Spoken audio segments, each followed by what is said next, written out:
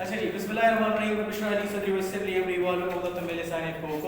प्यारे बच्चों, आज हम स्टार्ट करते हैं चैप्टर नंबर 2 सेकंड ईयर की फिजिक्स पढ़ रहे हैं और आज का जो टॉपिक है that is temperature coefficient of resistance.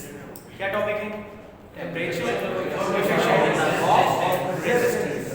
आज इस टॉपिक के पहले हम बैकग्राउंड को अंडरस्टैंड करते हैं, थोड़े से वर्ड्स को अंडरस्टैंड करते हैं कि इसमें करना क्या है।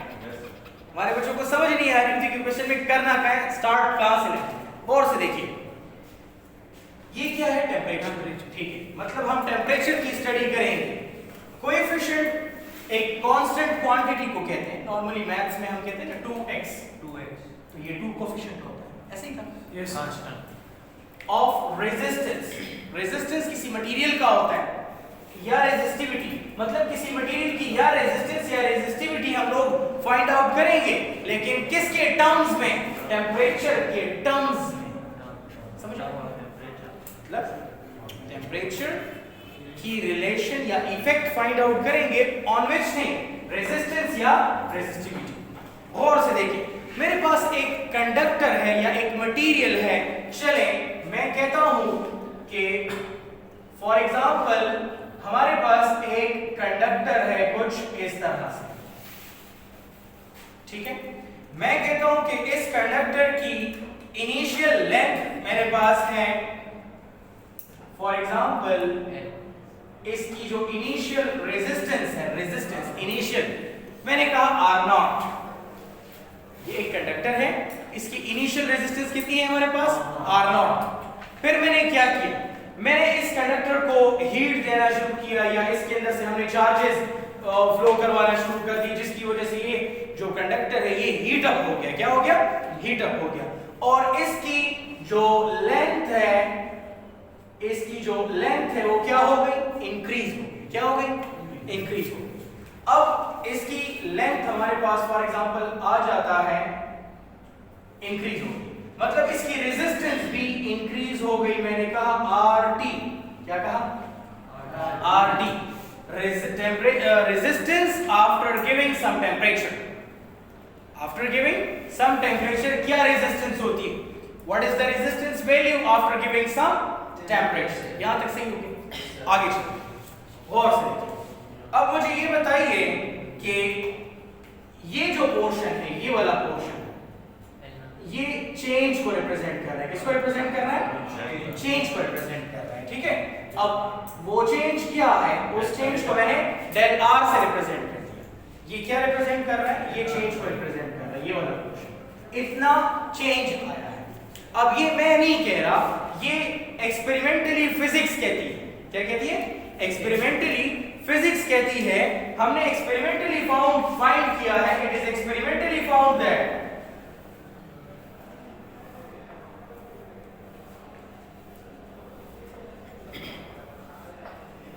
it is experimentally found that change in resistance is directly proportional to original या initial resistance of the conductor या material। किसी भी मटेरियल की में जो चेंज है ना, वो ओरिजिनल रेजिस्टेंस के डायरेक्टली प्रोपोर्शनल होगा। मतलब कयो रेजिस्टेंस यो कंडक्टर इनिशियली रेजिस्टेंस ज्यादा हुई, टेंपरेचर और कूल न बस द अब कंडक्टर की चिकम चेंज राजी पर रेजिस्टेंस की अब हम ज्यादा राजी। सही हुआ है? नक्शान ने इसको रे ठीक हो गया। ये एक बात हो गई। दूसरी बात ये है कि change in resistance is also directly proportional to change in temperature। कयो कंडक्टर लमु ज्यादा टेंपरेचर वर्क अब के चेंज हम ज्यादा राजी। कयो कंडक्टर लमु टेंपरेचर कम वर्क के लिए अब की चेंज बम कम राजी। नक्शान दे, एक मटेरियल है, उसको मैं ज्यादा टेंपरेचर देता हूं, उसमें चेंज भी ज्यादा आता है।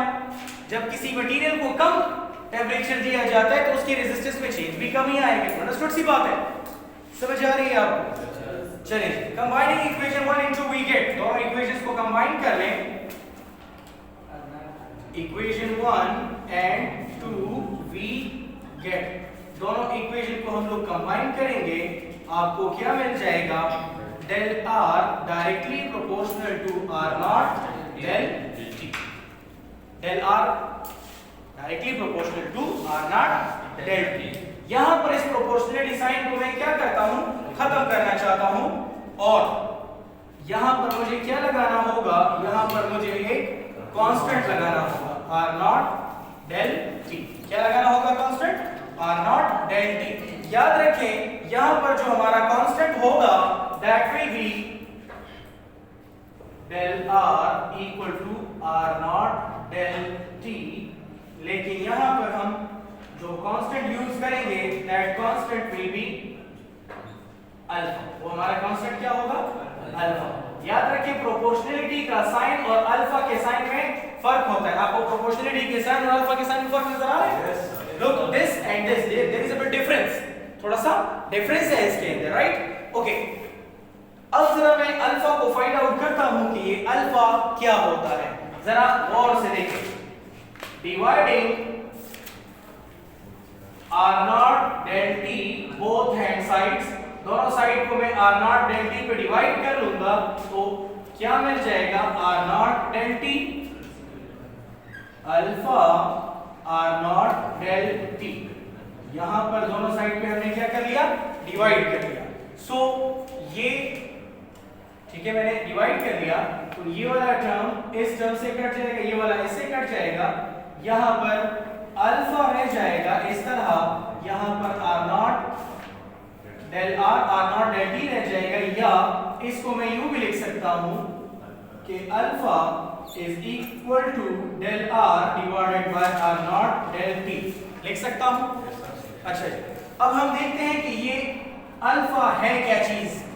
This alpha, this symbol is read as alpha and this is called temperature coefficient of resistance। क्या कहा जाता है, temperature coefficient of resistance। Here ये जो symbol नजर आ रहा है ना आपको, read as क्या पढ़ा जाता है इसको, read as alpha, इसको हम लोग अल्फा पढ़ते हैं। and called temperature coefficient of resistance, temperature coefficient